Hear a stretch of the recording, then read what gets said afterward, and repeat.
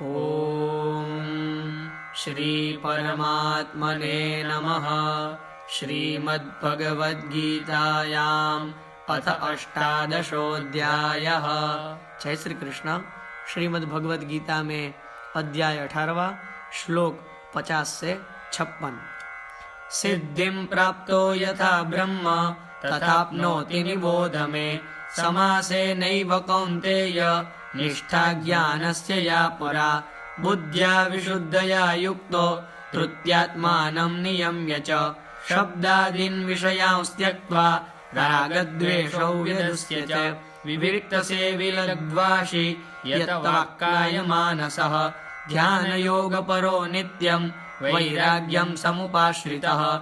अहङ्कारं बलं दर्पं कामं क्रोधं परिग्रहं विमुच्य निर्ममः शान्तो ब्रह्मभूयाय कल्पते। ब्रह्मभूतः प्रसन्नात्मा न शोचति न काङ्क्षति। समः सर्वेषु भूतेषु मद्भक्तिं लभते पराम्।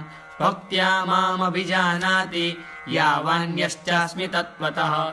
ततो मां तत्त्वतो ज्ञात्वा विशदे तदनन्तरम्। सर्वकर्मण्यपि सदा कुर्वाणो मद्व्यपाश्रयः। मत्प्रसादादवाप्नोति शाश्वतं पदमव्ययम्।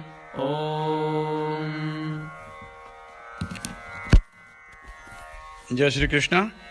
श्रीमद् भगवद गीता में अध्याय 18 श्लोक 50 से 56 का अनुवाद। भगवान बोले, जो कि ज्ञान योग की प्राणनिष्ठा है, उस नैष्य कर्म सिद्धि को जिस प्रकार से प्राप्त होकर मनुष्य ब्रह्म को प्राप्त होता है, उस प्रकार को हे कुंती पुत्र तू संक्षेप में ही मुझसे समझ।